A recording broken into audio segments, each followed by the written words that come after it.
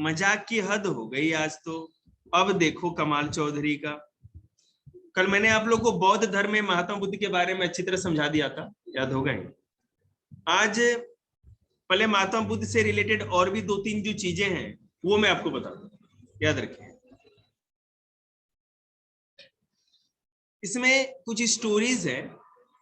The story of किसा गौतमी। किसा गौतमी जब आई थिंक सो किस क्लास का याद नहीं आ रहा, या तो 10th का होगा या तो 11th या 12th का, शायद 12th का है, सरमन ऑफ बनारस। मुझे याद नहीं आ रहा, जिस भी क्लास को आप लोग को आगे एनसीईआरटी में पढ़ना है, इंग्लिश का एक स्टोरी बुक। उसमें क्या होता है कि एक औरत होती है, ठीक है, उसका छोटा बच्चा मर जाता है। तो महात्मा बुद्ध आए हुए होते हैं आसपास में, तो सब लोग सोचते हैं कि भाई, उस औरत सोचती है कि भाई वो तो भगवान है, चमत्कार कर सकते हैं, ठीक है। तो उसके पास गई, लेकिन मैं नहीं जानती, मेरे बच्चे को किसी तरह भी जिंदा कर दो, आप भगवान हो, ये हो। महात्मा बुद्ध बोले अच्छी बात है, ठीक है, हो जाएगा, लेकिन तुम्हें एक काम करना पड़ेगा। लेकिन प्रभु क्या काम बताओ, जो भी होगा। अब एक माँ अपने बच्चे को जिंदा करने के लिए अपना भी जान दे सकती है, माँ तो माँ है। तुम माँ नहीं हो, काम करो, काम करो। तो महात्मा बुद्ध बोलते हैं कि एक मुट्ठी सरसों तुम लेकर के आओ। सरसों के बीज जो होते हैं, सरसों समझते हैं ना, मुट्ठी। एक मुट्ठी सरसों आप लेकर के आओ, लेकिन कंडीशन ये है कि उस घर में कभी कोई मरा नहीं हो। मैंने पहले भी दादा बाबा चाचा काका कोई भी मरा हुआ नहीं होना चाहिए। तो आदमी जब मुसीबत में फंसता है ना, तो सबसे पहले उसकी बुद्धि है ना घास चरने चली जाती है। दिमाग कितना भी बड़ा इंटेलिजेंट आदमी होगा, वो दिमाग उसका उस समय काम ही नहीं करेगा, ठीक है ना। तो वो दरवाजे दरवाजे जाती है, बोले कि सरसों है, कोई भी भाई बेटे की बात लो, सरसों लो, लेकिन ये बताओ तुम्हारे घर में कोई मरा है कभी? हाँ मरे हैं, मेरे चाचा ताऊ मरे हैं, मेरे दादा मरे हैं, परदादा, कोई ना कोई तो मरा ही होगा कभी ना कभी। बेचारी थकती दौड़ते धूपते पूरे गांव घूम गई, कोई घर ही ऐसा नहीं। भाई हर घर में कोई ना कोई तो मरा ही होगा ना। दौड़ते दौड़ते फिर महात्मा बुद्ध के पास आए, तो प्रभु ऐसा तो मुझे कोई घर ही नहीं मिला। तो बोले भाई देखो, मैं जिंदा तो एक ही शर्त पे कर सकता हूँ, मेरे पास भी कोई उपाय नहीं है। आप वही सरसों लेकर के आओ। और उसी के घर से फिर दूसरे गांव गई और भी भटकते रही, बोले कि मैं अभी यहीं पर हूँ, तुम देख लो जहां अगर तुम्हें मिल जाए।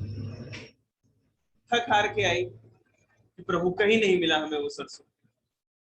तो वही उसको ज्ञान देते हैं कि जो जीता है, जो जन्म लिया है, उसको तो मरना है।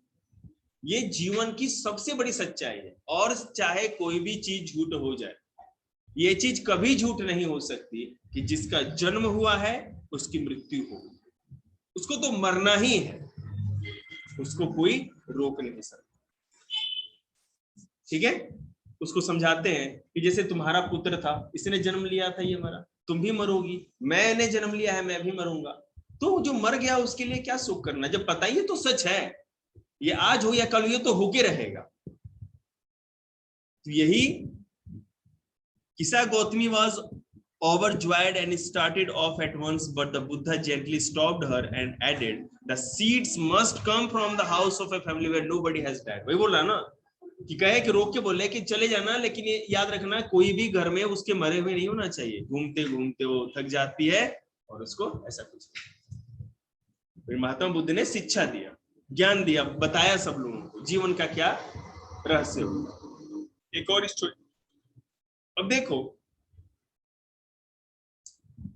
महात्मा बुद्ध ने जब इस तरह की बातें कही, आत्मा क्या होती है, कर्म क्या होता है, जीवन मरण का चक्र क्या होता है, ज्ञान क्या होता है। भैया जल्दी लिखिएगा, आप बाद में सुन लीजिएगा, आप लिखते रहिए जल्दी। तो हिंदू धर्म में लोगों ने सोचा भाई हम लोग को भी ऐसा कुछ करना चाहिए, नहीं तो हमारा धर्म पिछड़ जाएगा। तो नहीं आप सुनते हैं आत्मा अमर है, आत्मा परमात्मा एक है, जो है हमारे सब अंदर, इस तरह की बातें गीता होता में देखिए ना, सुनिए आपने गीता में, जब आप महाभारत देखते होंगे तो इस तरह की बातें कृष्ण भगवान उपदेश देते रहते। तो भारत में हिंदू धर्म में उपनिषद एक तरह की किताब होती थी, पुस्तक, बुक, जैसे गीता, रामायण, महाभारत कैसे, उसी तरह बहुत सारे उपनिषदों की रचना की, लिखी गई। इन उपनिषदों में दार्शनिक चीजों का या फिलॉसफी की बातें की जाती है, ठीक है, बातों को घुमा फिरा के कहने की, आत्मा क्या है, मरने के बाद इंसान का क्या होता है, ज्ञान क्या है, कर्म क्या है, ये सारी बातें। Around the time that the Buddha was preaching, preach मतलब कि उपदेश देना होता है, PREACH, इंग्लिश में है ना, एसएसटी इंग्लिश में है ना, प्रीचिंग मतलब कि उपदेश देना, preach. And perhaps a little earlier other thinkers also tried to find answer to difficult questions. ये मुश्किल क्वेश्चन था ना कि मरने के बाद इंसान का क्या, आत्मा क्या है, ईश्वर क्या है, ये तो मुश्किल क्वेश्चन है। कोई एक लाइन में तो 2 गुने 2 4 होता है, ये बताना आसान है, लेकिन भगवान क्या कैसे बताओगे। तो इस तरह के मुश्किल, यही कह रहे हैं ना, new ideas, new questions and ideas. तो जो नए नए ये प्रश्न उठे, क्वेश्चन उठे लोगों के बीच में, उसको लेकर के महात्मा बुद्ध ने अपने उपदेश दिए, प्रीचिंग की। और हिंदू धर्म में उपनिषदों की रचना की गई। उपनिषद ऐसे पुस्तक होते थे, ऐसी बुक्स होती थी जिसमें इन सारे क्वेश्चंस को समझाया जाता था, बताया जाता था, ठीक है, समझ रहे बात।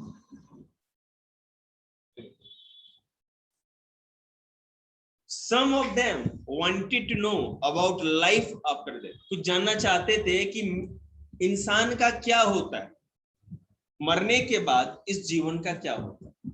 मान लो किसी के घर में दादा परदादा कोई ना कोई गुजर गए, तो वो जो मर गए, हम लोगों ने अंतिम संस्कार कर दिया, तो उसके बाद उनका क्या हुआ, खत्म हो गए या कुछ हुआ उनका। Others wanted to know why sacrifices should be performed. और कुछ ये भी जानना चाहते, जो हम लोग यज्ञ करते हैं, राजसूय यज्ञ, अश्वमेध यज्ञ, इतने घोड़े, हाथी, गाय का दान करते हैं, इतने दिनों तक हवन जलाते हैं, इसका क्या फायदा, कैसे ये अच्छी चीज है, कैसे फायदा करेगी, लोग तो क्वेश्चन पूछेंगे ना। Okay, many of these thinkers felt that there was something permanent in the universe that would last even after. बहुत विचारक या सोचने वाले ये मानते थे कि कुछ ना कुछ ऐसा है जो परमानेंट, जो कभी खत्म नहीं होता। इस ब्रह्मांड में, इस यूनिवर्स में, इस दुनिया में कुछ ऐसी चीजें जरूर है जो कभी खत्म नहीं होती, मरने के बाद भी वो धरती पे ही रहती है, वो कभी नहीं मरती। समझ में आ रहा बात आपको। इसी बात पे एक बाबू बोसा, देखिए,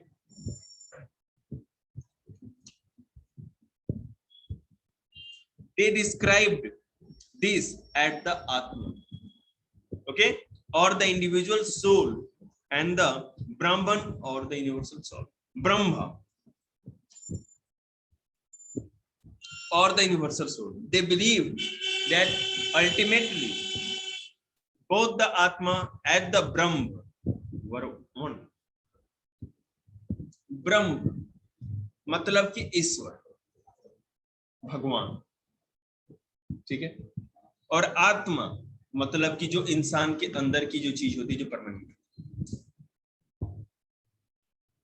तो थिंकर्स लोगों ने कहा इस पूरे संसार में 2 चीजें नश्वर है, वो कभी खत्म नहीं होती, चाहे संसार खत्म हो जाए, धरती खत्म हो जाए, लेकिन आत्मा और परमात्मा, आत्मा और ब्रह्म, परमात्मा को ब्रह्म कहा गया, ये दोनों चीजें हमेशा उसी तरह रहेंगी, हमेशा जीवित रहेंगी, ये कभी खत्म नहीं। जैसे ही हम मरते हैं तो आत्मा का परमात्मा में मिलन हो जाता है। और अगर हमें ज्ञान ना मिले तो बार बार हम जन्म लेते रहेंगे, मर गए, आत्मा निकली, और फिर दूसरे में जाके जन्म के रूप में, दूसरे बच्चे के रूप में हमारा फिर धरती पे जन्म, या कीड़े के रूप में जन्म हो गया। 88 लाख टाइप्स ऑफ ऑर्गेनिज्म है इस ब्रह्मांड में, हमारे अर्थ पे सोच, उसमें से एक इंसान, समझ रहे हो। तो कोई जरूरी है ना कि अगली बार भी इंसान में ही जन्म हो, लेके आओ।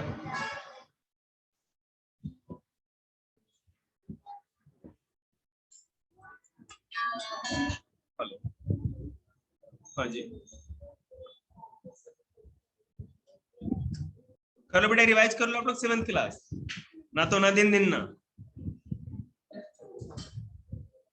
और अलावा प्लस रिटर्नवा।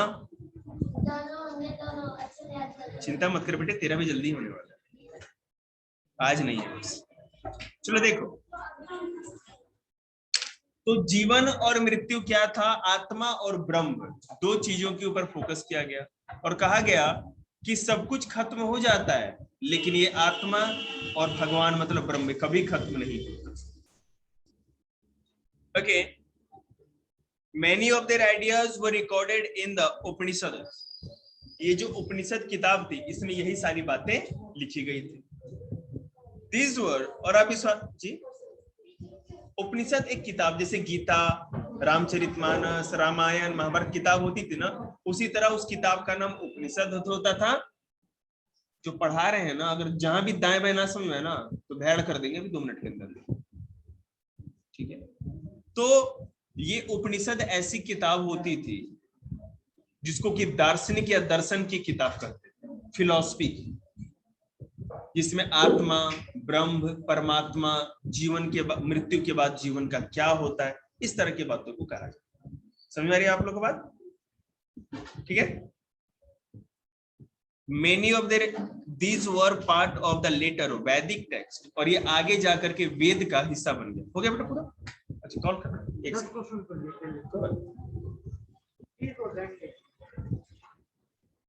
हमें कोई हवड़े नहीं, मैं 7 बजे तक 8 बजे तक बैठूंगा, पूरा टेस्ट लूंगा। अच्छा, जितना भी टाइम लगे, I am really no problem. और चाहे किसी का स्कूल का टेस्ट आता हो, किसी की सेंटा क्लोज बुआ रखी हो चिट्ठी लेके, फिर भी नहीं जाना है। मैंने एक चीज देखा है आप लोगों की तरफ, है ना, बुआ लोग बहुत मानती है बच्चों को, भतीजों को, खूब खर्चा करती है। हम लोग की तो भाई बुआ थी ही नहीं, तो हम लोगों ने देखा नहीं कभी, है?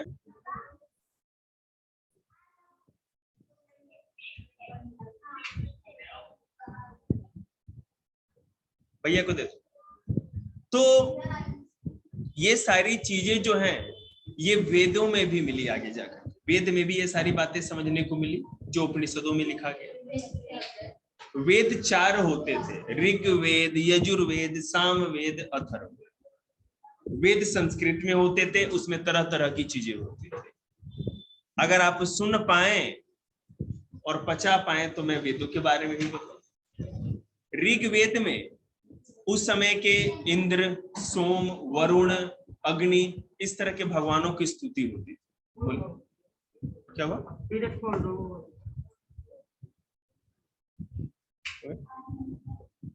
ठीक है।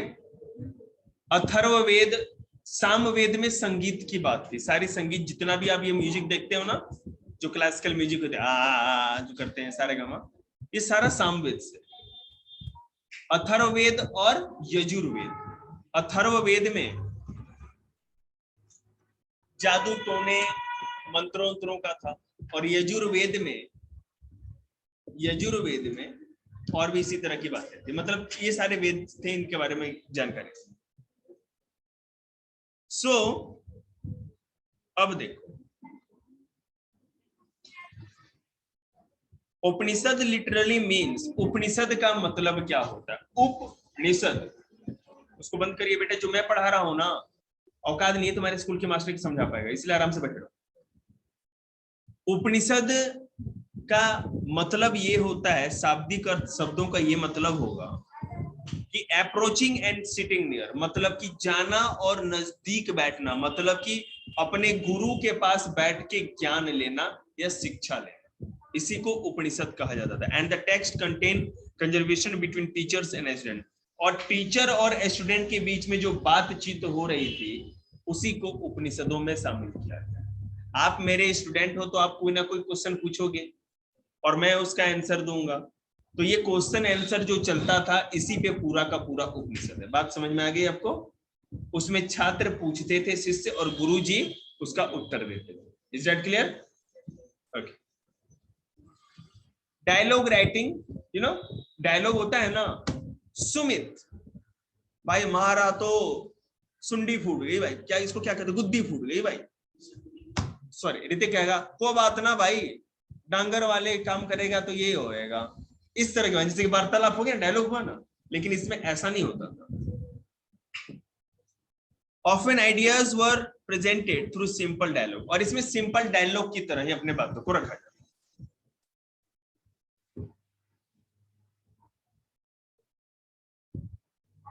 देखिए, अब ये जो उपनिषद थे और इसमें जिन महात्मा लोगों की बातों को बताया गया था, वो सबसे पहली बात की लोग थे, मैन थे, मतलब कि पुरुष थे। दूसरा कि ब्राह्मण लोग थे, नहीं तो राजा लोग, जो राजा क्षत्रिय राजा वजा होते थे, राजा या क्षत्रिय, नहीं तो ब्राह्मण, यही लोग होते थे, और पुरुष, महिलाएं नहीं होती थी। There is mention of women thinkers such as Gargi, who was famous for her learning and participated in debates held in royal courts. लेकिन कुछ लोग ऐसी भी थी, कुछ महिलाएं, बहुत कम, लोपामुद्रा, घोषा, आजा बेटे, अनुप्रिया आजा, और उसमें आगे जी आगे, अनुप्रिया, लोपामुद्रा और गार्गी, ये लोग जो औरतें थी, ये बहुत ज्यादा तेज थी, विद्वान थी, और ये लोग भी उस तरह के जो भी क्या कहते हैं वार्तालाप होते थे, जो भी होते थे, उनमें शामिल।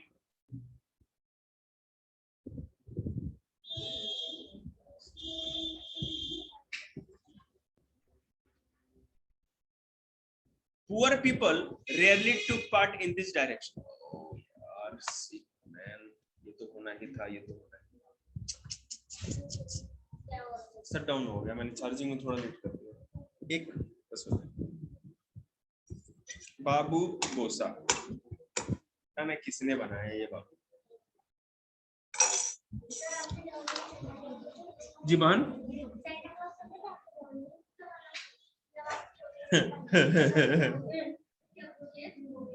ले सेंटा क्लॉज, ये सेंटा क्लॉज होता है बैड, वेरी